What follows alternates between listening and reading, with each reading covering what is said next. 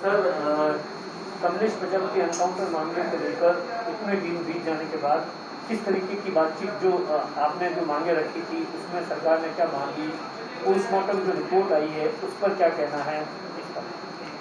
सबसे पहले तो मैं पूरे मीडिया कर्मियों को दिल से धन्यवाद देता हूं कि एक एक बात को, पूरी घटना की जानकारी आम जनता तक पहुंचाने में आपने सहयोग किया। सवाल और आम 36 कौम की एक ही भावना है और हम सभी यही चाहते हैं कि इनका भांडाफोड़ हो, इनका खुलासा हो और ये फुटेज बाहर आने के बाद में तो आक्रोश और बढ़ा है कि ये जांच करना हमारा काम नहीं,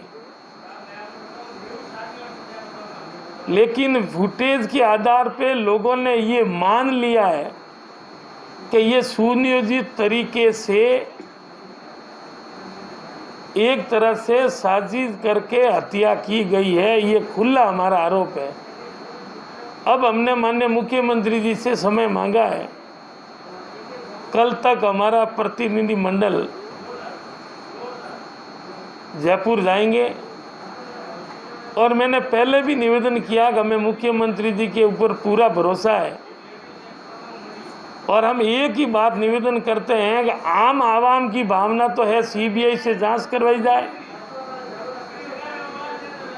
और हमने पहले भी कहा था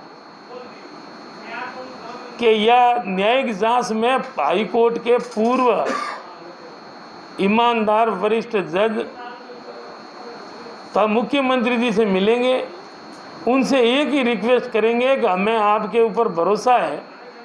हमारा एक ही निवेदन है, हमारा एक ही मकसद है कि दूध का दूध हो, पानी का पानी हो और दोषियों के खिलाफ सख्त कार्रवाई हो। कि इस तरह किसी की गोलीबारी के बाद 20 मिनट आधा घंटे तक उनको वहीं रोड पे पड़ा रहने दिया, उसके बाद में गाड़ी में एक जानवर की तरह उसको गाड़ी में ले जाते हुए वीडियो फुटेज में दिख रहा है। तो मेरा आरोप है कि घर की तलाशी अलग चीज है और हत्या एनकाउंटर अलग चीज है। तो आप उनको पकड़ने गए, उन्होंने सामने से कोई गोलीबारी नहीं की, कोई क्रिया प्रतिक्रिया नहीं की, उसके उपरांत भी गोली मारने की और उसको मारने की नौबत कहाँ आई? और मान लो गोली मारने के बाद इतने समय तक रोड के ऊपर उनको क्यों रोके रखा? और बाद में तलाशी अलग है और पकड़ना अलग है। तो आपने किसी व्यक्ति की हत्या कर दी और उसके बाद में आप तलाशी और फॉर्मेलिटी करके 4 घंटों के बाद बिना किसी समाज सेवी को साथ में लिए बगैर, तो हमारा आरोप है कि जो भी ये बता रहे हैं कि ये मिला। और दूसरी मुझे इस बात का दुख है कि ये फुटेज आया तो सामने वाले पड़ोसी को डराया, धमकाया और उनका भी वो हार्ड डिस्क लेके गए। तो वो हार्ड डिस्क ले जाने की कहाँ जरूरत थी? उन्होंने उन्हें घर के जो देखा वो बाहर किया है। तो उनको उनकी हार्ड डिस्क ले जाने से जाहिर होता है कि आप कोई खुलासा होना नहीं देना चाहते हो। ये तो क्लियर तो हो गया, लेकिन ये निर्णय का फैसला देने का अधिकार न्यायिक अधिकारी, न्यायपालिका या संस्था को है, हमारे को नहीं है। लेकिन जनता ने तो फैसला सुन लिया है, कानूनन सुनने का बाकी रहा है। तो हमें भरोसा है कि दूध का दूध और पानी का पानी होगा। और 4 घंटे के बाद अब वो कह रहे हैं ये मिला है। लोगों और हमारी शंका है कि ये मिला नहीं मिला, ये रखा गया है, लेकिन सब कुछ है। लेकिन मारने की नौबत कहाँ आई?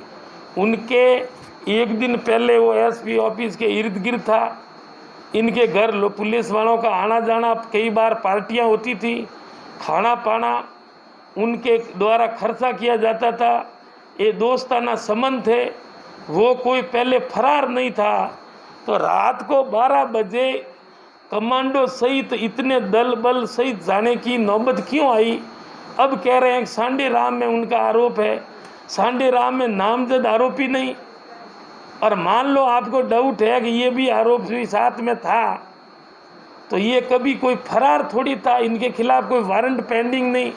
ये बाड़मेर में ही धंधा कॉन्ट्रैक्टर का करता था, तो पहले पकड़ लेते या 4 दिन बाद में पकड़ लेते, कौन सा पार्ट टूट जाता? आपने जिस तरह से, ये हमें पूरा यकीन है, किसी के दबाव में या पुलिस की मनमानी, और ये भी सुनने में आ रहा है कि मैंने कॉन्ट्रैक्टर का काम करता हूँ, अब मेरा कोई काम नहीं है, मैं किस बात का हफ्ता दूं, ये भी बात सामने आ रही है। उनको हफ्ते के लिए दबाव दिया गया और इस तरह से सुनियोजित तरीके से हत्या की गई है। पोस्टमार्टम रिपोर्ट के बारे में क्या कहना, क्या आपने उसको भी देखा है? उसमें भी कुछ जो बयान दिया? मैंने पहले भी कहा कि मैं कानून के अलावा कोई बात दूसरों की तरह मैं नहीं कहता हूँ, लेकिन पोस्टमार्टम रिपोर्ट जो आई है, इनसे साफ जाहिर होता है कि सीने में खाली साइड 3 गोलियां इस तरह मारी गई कि जैसे किसी बदले की भावना से हत्या करना हो। मान लो एक गोली लगने से आदमी घायल होता है, तो रेगुलर लगातार 3 गोलियां मारने की कहाँ नौबत आई? मारने के बाद उनको तुरंत क्यों नहीं ले जाया हॉस्पिटल? और कई ऐसा भी पड़ोसियों से हमने पता किया है कि 100 गोली हमने नहीं देखी, गाड़ी में मारी या कहाँ मारी, ये सुनने में आ रहा है। तो हमें तो सरकार, माननीय मुख्यमंत्री जी के ऊपर और न्यायपालिका के और सीबीआई पे, सब पे भरोसा है कि जिस एजेंसी को सरकार निर्णय करे। लेकिन मैं दोबारा, अगर परिवार को कोई ऐतराज और संदेह हो तो वो स्थानीय डिस्ट्रिक्ट कोर्ट में या एडीजी साहब बैठते हैं, तो हम उनको भी सूचना देंगे कि हमें ये संदेह है। हम तो चाहते हैं कि हम कोई धन दौलत नहीं मांग रहे हैं। हमारा बंदा नौजवान जो उभरता हुआ छोटा बड़ा व्यापार कर रहा था, उनको मौत के घाट उतार दिया। हम कोई पैकेज नहीं मांग रहे हैं, हम न्याय मांग रहे हैं, और हमें विश्वास है कि ये पाप का घड़ा फूटेगा और एक एक बात आम आवाम में बाहर आएगी। और ऊपर वाला देख रहा है कि किस तरह से इनको मारने की नौबत क्यों आई, ये समझ से बाहर है। तो आज आप मुख्यालय पहुंचे हैं, तो फिर किनसे मुलाकात हुई आपकी और क्या मांग? आज तो एक सामाजिक रीति रिवाज के उनके परिवार में बुजुर्ग लोग, माँ बाप है या परिवार के अन्य सदस्य है, तो एक सामाजिक और हमारे धार्मिक रीति रिवाज के अनुसार बैठने आना पड़ता है।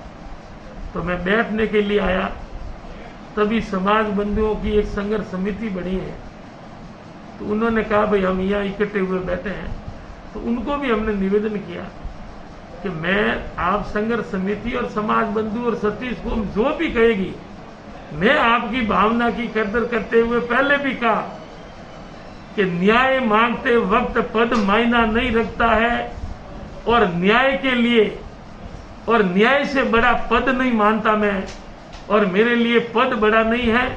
मैं अंतिम दम तक संघर्ष करूंगा, हमें न्याय दे। और किसी ने अगर इसमें आनाकानी की तो पद मेरे लिए बड़ा नहीं है, मैं न्याय नहीं मिला तो पद भी छोड़ सकता हूँ। केंद्रीय राज्य मंत्री कैलाश चौधरी ने आरोप लगाया है कि इसके पीछे राजनेताओं का हाथ हो सकता है, आपका क्या कहना है? ये काम न्यायपालिका का है। हम तो कह रहे हैं पुलिस ने गोली मारी है और उन्होंने सुनियोजित तरीके से हत्या की है। अब पैर किसका है, हाथ किसका है, वो न्यायपालिका में अपने आप आ जाएगा, मैं क्यों कहूँ। एक जो इनके 3 लोग जो मेंबर थे, जो कैशियर और अकाउंटेंट बताए जा रहे हैं, उनसे आपकी बात हुई है? वो छोड़ दी पुलिस ने या अभी तक पुलिस के हिरासत में? मैं उनको नहीं जानता हूँ, लेकिन सुनने में आया कि उनको फ्री कर दिया है। लेकिन कई लोग स्टेटमेंट देते हैं, वो कार्यशैली हमारी नहीं है। हम हमेशा न्याय के लिए शांति प्रिय मांग करते हैं और मैंने पहले कहा पद बड़ा नहीं है, न्याय बड़ा है और न्याय के लिए मैंने कभी पद की लालसा नहीं की। मुख्यमंत्री जी को पूरा भरोसा है और हमें कहीं संदेह हुआ कि न्याय में कहीं आनाकानी हो रही है तो मैं न्याय के लिए सतीश कौम और समाज के साथ में हूं। रही बात केंद्रीय मंत्री की, मैंने कभी इस ऐसे मुद्दों पर न्याय के लिए ईमानदारी से संघर्ष किया है, संघर्ष के लिए जेल भी गया हूं, लेकिन ये गलत बयानबाजी, किसका हाथ है किसका पैर है, ये काम न्यायपालिका का। हम तो ये कहते हैं कि पुलिस ने सुनियोजित तरीके से इस बंदे की हत्या की है, ये एनकाउंटर नहीं है, मैंने पहले भी कहा। और अब तो दूध का दूध और फुटेज आने के बाद में साफ जाहिर हो रहा कि इनको हत्या के लिए दबाव बनाया जा रहा था और इनकी जानबूझ के एक तरह की हत्या है।